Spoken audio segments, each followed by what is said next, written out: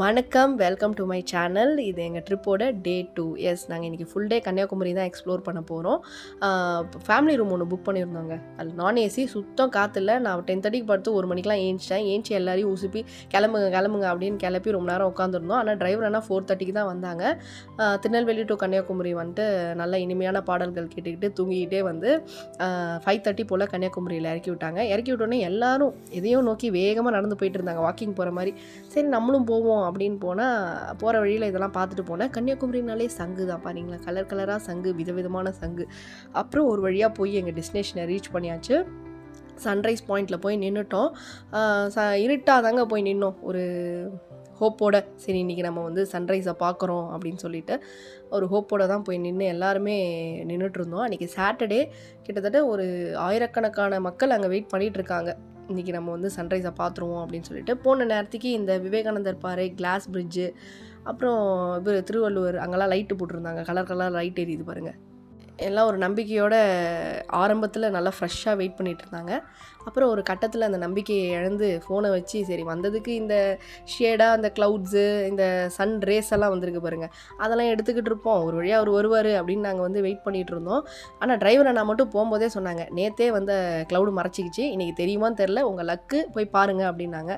நாங்கள் வீட்டில் ஊர்லேயே ஏஞ்சி இந்த சன்னை பார்க்க மாட்டோம், சரி ஃபேமஸ்ன்னு சொன்னாங்களேன்னு அங்கேருந்து கிளம்பி வந்தோம் சன்ரைஸை பார்ப்போம் அப்படின்ட்டு. ஆனால் அவர் நீங்கள் காப்பி தூள்லே சன்ரைஸ் பார்த்துக்குங்க அப்படின்னு சொல்லிட்டு அவர் உள்ளே தான் இருந்தார், அவர் வெளியே வரவே இல்லை. பாருங்கள், எல்லோரும் கையில் ஃபோனை வச்சுக்கிட்டு வீடியோ எடுத்துக்கிட்டே இருக்காங்க. கொஞ்சம் பேர் அங்கிட்டு இங்கிட்டு நடந்துகிட்டு இருந்தாங்க. ஆனால் நிறைய பேர் வெயிட் பண்ணோம், ரொம்ப நேரம் வெயிட் பண்ணோன்னு வச்சுக்கோங்களேன். வரும் சன்னு வரும், நம்ம பார்ப்போம் அப்படின்னு சொல்லிட்டு. அவர் எத்தனை பேர் வந்திருக்கீங்க, எண்ணிக்கை குறைவாக இருக்கே அப்படின்னு சொல்லிட்டு அவர் வரவே இல்லை. ஒரு வழியாக விடிஞ்சிருச்சு. விடிஞ்சால் அந்த அங்கே எரிஞ்ச கலர் கலர் லைட்டையும் நிறுத்திட்டாங்க. சரி இதுக்கப்புறம் என்ன பண்ணுறது அப்படின்னு எங்கள் கேங்குக்கே தெரியல. ஆர்வமாக கன்னியாகுமரிக்கு வந்ததே இந்த சன்ரைஸை பார்க்க தான், அதுவே நம்மளை பழி வாங்கிடுச்சு. அடுத்து நம்ம என்ன பண்ணுறது அப்படின்னு தெரியாமல் திருன்னு மூழ்ச்சிக்கிட்டு எல்லோரும் கலைஞ்சி போனாவது நம்ம போகலாம், யாரும் போகவும் மாட்டாங்க. ஒருவேளை நம்ம போன பிறகு வந்துருமோ அப்படின்ற டவுட்லேயே நாங்கள் ரொம்ப நேரம் நின்றுருந்தோம். சரி வந்தப்போ கன்னியாகுமரி அம்மன் அந்த கோயிலாவது ஃப்ரீயாக இருந்தது, அதையாவது பார்த்துட்டு வந்திருக்கலாம். சன்ரைஸை பார்த்துட்டு தான் சாமியை பார்க்குறோன்னு நின்றுருந்தோம். அப்புறம் எங்களுக்கு பசி வந்துடுச்சு. காலைல கிளம்புனது டீ காஃபி கூட குடிக்கல. சரி டுவர்ட்ஸ் போட்டிங் போவோம், அந்த க்யூவுக்கு போய் நிற்போம், அது வேறு ரஷ்ஷாக இருக்கும் அப்படின்னு சொல்லிட்டு கோயிலெல்லாம் க்ராஸ் பண்ணி அந்த போட்டிங் ஏரியாவுக்கு போய் அந்த க்யூவை பார்த்தா 9 மணிக்கு தான் உங்களுக்கு ஓப்பனிங் அப்படின்னாங்க. பக்கத்தில் பார்த்தா எந்த ஹோட்டலும் ஓப்பனில், இந்த ஹோட்டல் மட்டும் பரபரப்பாக போயிட்டு இருந்தது. ஏன்னா காலையிலே தண்ணியாக ஒரு சாம்பாரை வச்சுட்டு இட்லி மாவு அரைச்சி வச்சிட்டான் போல், எங்களை வச்சு பழி வாங்கிட்டான். ரொம்ப வருஷம் கழிச்சு கன்னியாகுமரி வரதுனால இங்கே நிறைய டூரிசம்காக டெவலப் பண்ணியிருக்காங்க. அங்கே வியூ பாயிண்ட் அதெல்லாம் இருந்துச்சு. அங்கே அத்தையெல்லாம் வச்சு ஃபோட்டோ எடுத்துகிட்டு கன்னியாகுமரி அம்மனை வந்து தரிசனம் முடிச்சுட்டு தான் நாங்கள் இங்கே வந்தோம். வந்து இங்கே பார்த்தா கிட்டேயே தெரிகிறாரு திருவள்ளுவர், கிளாஸ் பிரிட்ஜ் எல்லாமே கிட்டேயே தெரிஞ்சிச்சு. அப்புறம் அந்த திதி கொடுக்குற மண்டபம், அது பக்கத்தில் எல்லாருமே பீச் தண்ணியில் எல்லாம் விளையாடிட்டு இருந்தாங்க. மோகியும் போய் அங்கே விளையாடிட்டு இருந்துச்சு.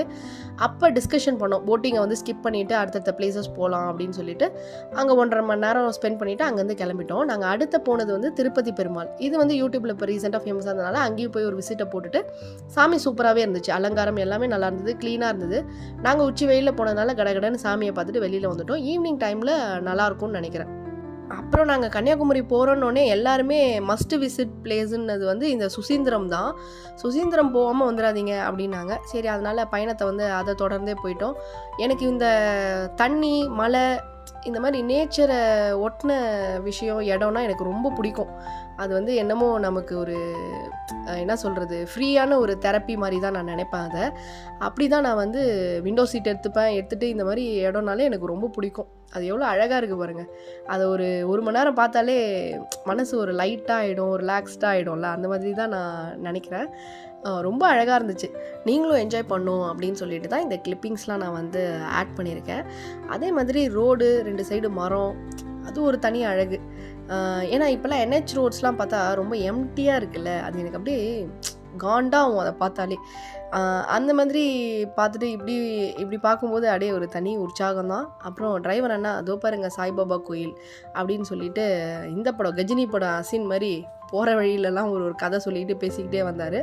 அப்புறம் நாங்கள் ஒரு வழியாக சுசீந்திரம் ரீச் ஆகிட்டோம். ரீச் ஆனால் ஒரே வடக்கன்ஸ் தான் பாருங்கள். நேரு தாத்தா நிறைய பேர் போகிறாங்க. எல்லோரும் சாமி கும்பிட்டுட்டு கூட்டத்தை பார்த்தா எங்களுக்கே ஒரு பயம் வந்துருச்சு. ஆஹா செம கூட்டமாக இருக்கும் போல் கோயில், பாருங்கள் எவ்வளோ பேர் கும்பலாக கும்பலிங்காக வந்துட்டுருக்காங்க. நான் வந்துட்டு 11 to 11:30 டைம் கொடுத்தேன்.